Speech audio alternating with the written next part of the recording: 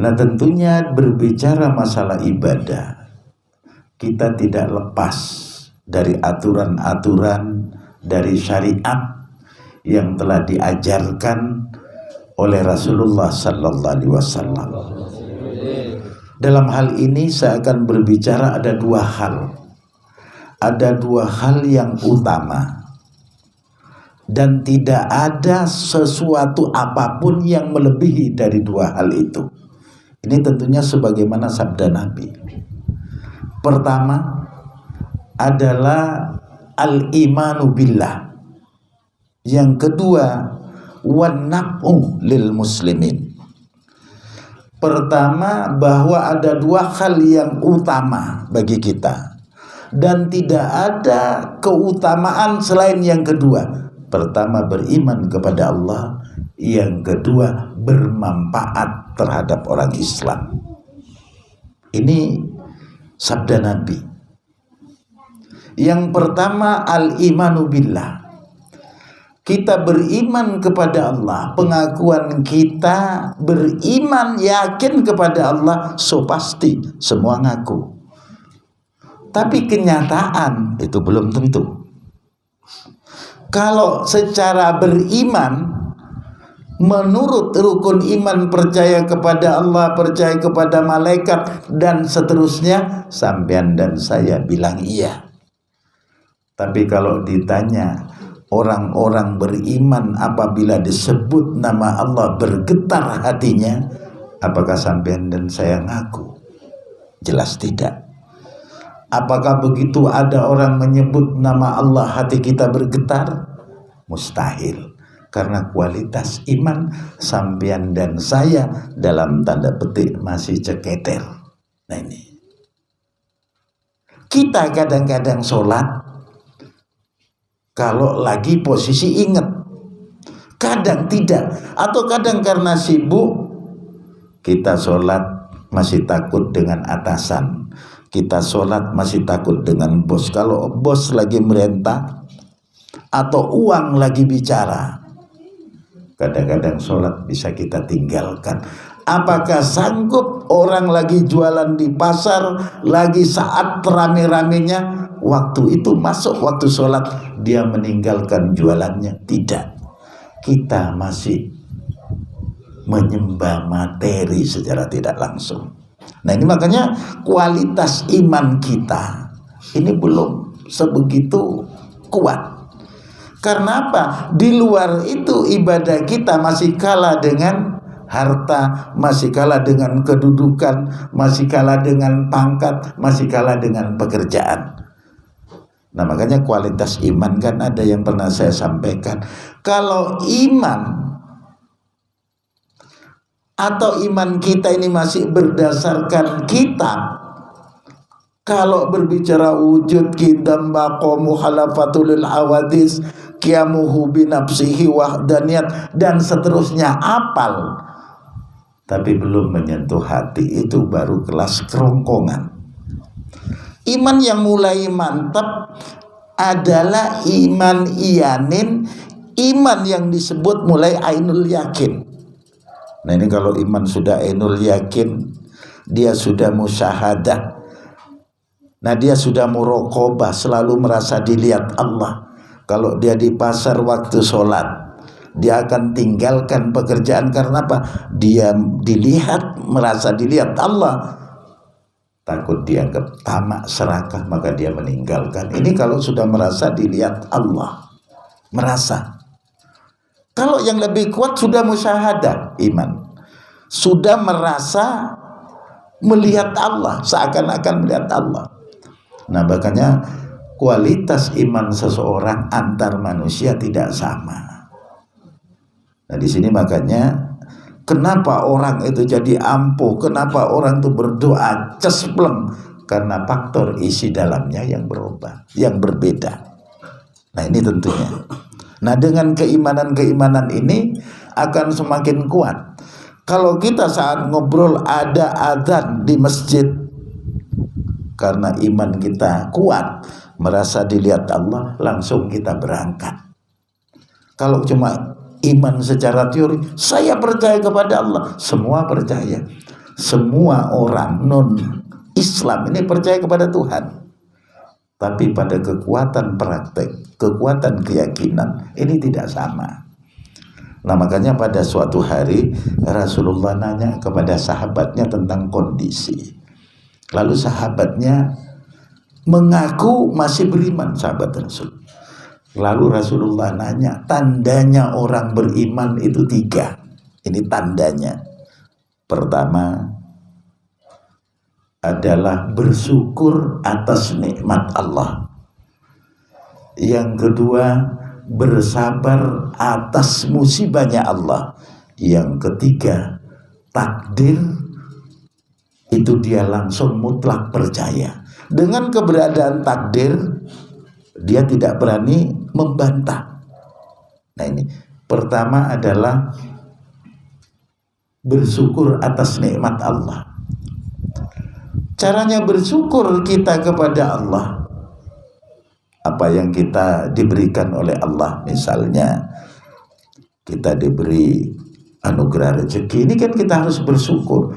Bersyukur ini tentunya memanfaatkan.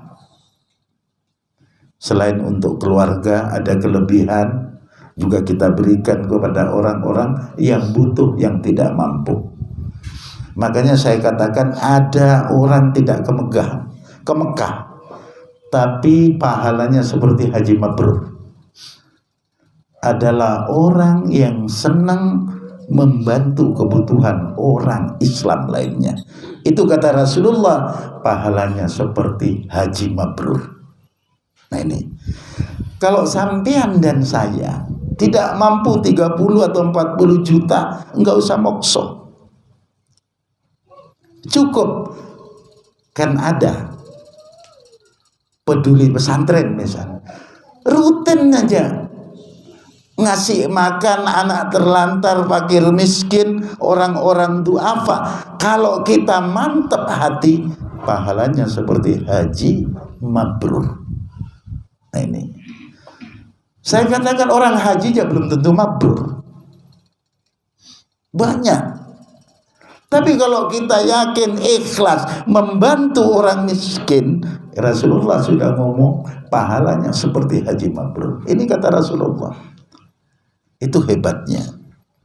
Nah, makanya manusia tidak boleh mengandalkan amal-amal, merasa ini, merasa itu, tidak boleh. Karena apa? Kita tidak tahu ada orang yang di pojok rumah sana, misalnya.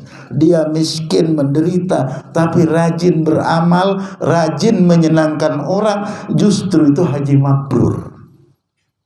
Dapat pahala ke sana. Nah ini pentingnya. Kita haji bolak-balik, pelit ke orang, juga tidak ada jaminan. Karena apa? Karena tidak ada praktek daripada pelaksanaan ibadah yang dilakukan. Nah ini pentingnya. Makanya orang beribadah kepada Allah, pertama yang utama itu imannya. Tandanya iman, bersyukur atas nikmat, itu yang pertama.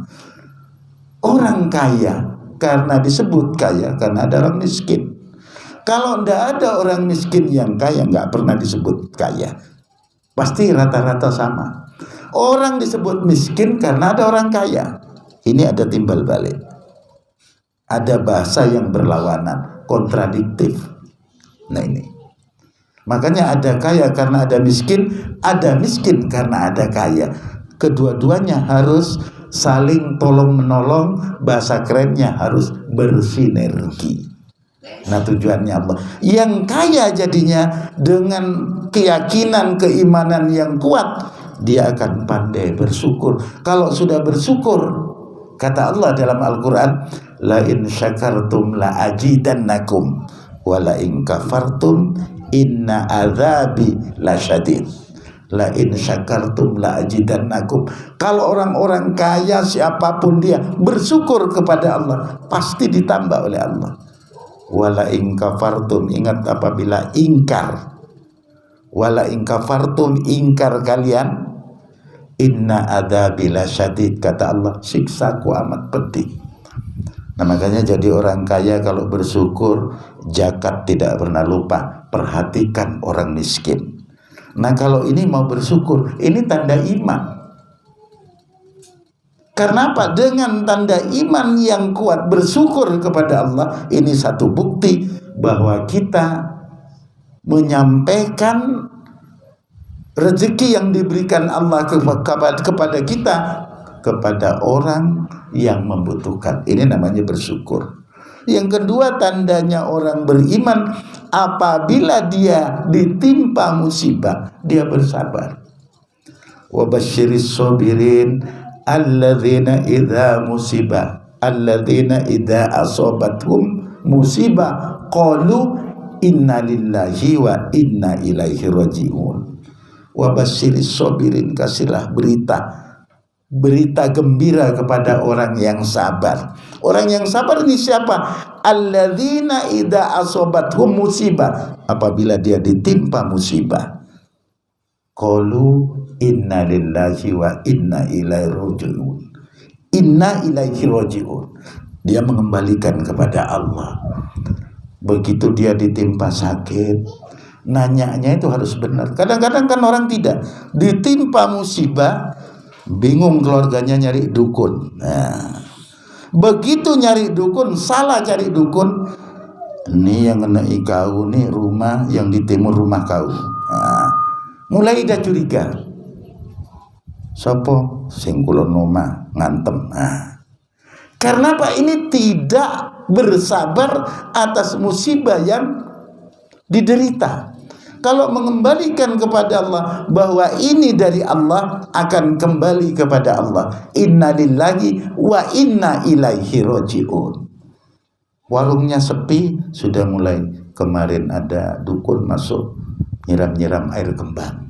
Kecurigaan mulai ada, sehingga yang timbul buruk sangka, yang timbul akhirnya rasa kecewa kepada Allah. Nah, kalau sudah begini kehancuran yang ada, iman mulai susut, karena iman ini naik turun. Saat ahli dzikir naik imannya, saat mulai curiga kepada tetangga turun. Akhirnya takutnya kita syirik karena dukun dipuja dan dimanja. Nah, ini yang ketiga tandanya orang beriman, percaya kepada takdirnya Allah, mutlak takdir. Kita yang kaya enggak perlu minder. Kata orang Belanda, minderwaardigheid kompleks. Enggak perlu minder, rendah diri, enggak perlu. Karena apa? Yang kaya itu ditakdir oleh Allah, yang miskin juga ditakdir. Kalau jadi orang miskin jangan sampai merasa kecewa. Yang kaya jangan sombong. Karena ini sudah ketentuan dari Allah. Tetap biasa-biasa saja. Nah, ini makanya kita ibadah, kita hidup harus sesuai dengan aturan-aturan Allah. Itu yang pertama harus kita perkuat adalah iman kepada Allah. Kalau sudah iman kepada Allah, mantap, memandang orang itu baik semua. Tidak pernah mendengar berita jelek lalu kita percaya, tidak. Kita tabayun, kita klarifikasi. Tidak langsung ditelan mentah-mentah, akhirnya kita yang salah, akhirnya kita yang kecewa. Itu beriman kepada Allah pertama. Yang kedua, wan naf'u lil muslimin, kita bermanfaat kepada orang Islam. Nah, ini manfaatnya kita tadi, wa ta'awanu 'alal birri wat taqwa wa la ta'awanu 'alal itsmi wal udwan. Tolong menolong dalam kebaikan. Zaman sekarang ini yang paling berat ada memang membantu orang. Karena apa? Kita ini tidak sadar diri bahwa nikmat, anugerah, rezeki, apapun yang diberikan itu semua dari Allah. Tapi tidak. Kalau kita mau membantu orang masih mikir, oh itu salahnya bapaknya, tidak mau membiayai. Itu kalau membantu tidak usah kata-kata begitu. Karena apa? Kita tahu orang miskin sudah ditakdir oleh Allah sebagaimana bahasa tadi. Begitu masuk misalnya ke dunia pesantren, yang kaya jangan pura-pura buta. Ini juga penyebab dosa. Kalau memang kita melihat orang tidak punya, ringan tangan kita.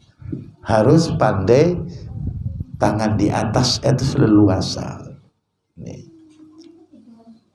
Karena manusia di sanalah dituntut keyakinan imannya dan juga berbuat demi kemanusiaan.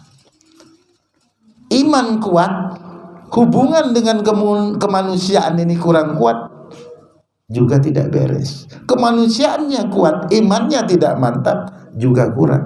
Harus ada keseimbangan.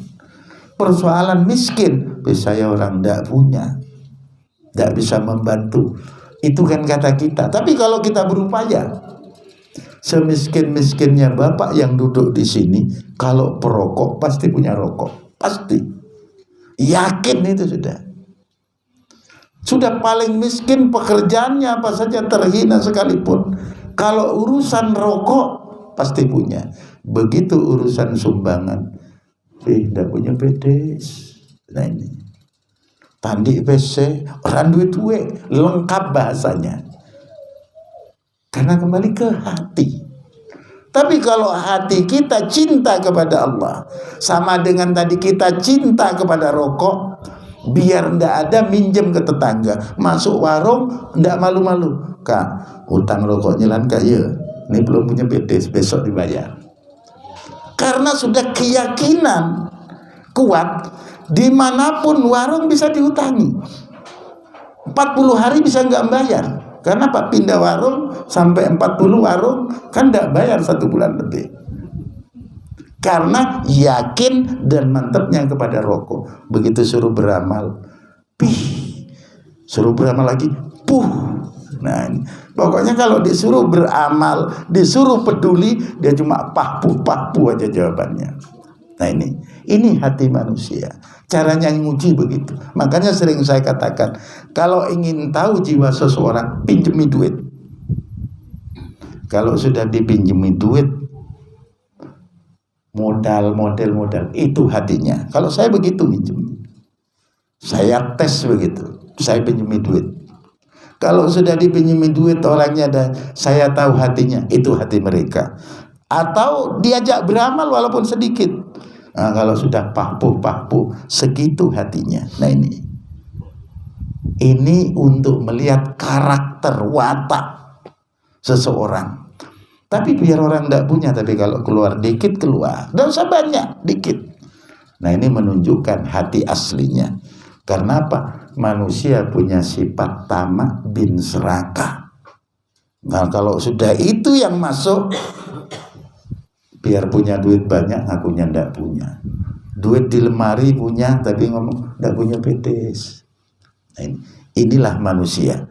Mudah-mudahan dengan 2 sikap atau hal yang utama dan tidak ada melebihi yang lainnya, beriman kepada Allah dan bermanfaat kepada manusia, ini bisa kita praktekkan dalam kehidupan. Minimal pada masing-masing diri kita. Kemudian kita ngajak keluarga kita. Dengan demikian kita menjadi manusia yang tentunya doanya dikabulkan Allah dan juga kita bermanfaat kepada manusia. Mudah-mudahan yang sedikit ini berguna bagi kita semua. Wallahul muwaffiq ila aqwamit thoriq. Wassalamualaikum warahmatullahi ta'ala wabarakatuh.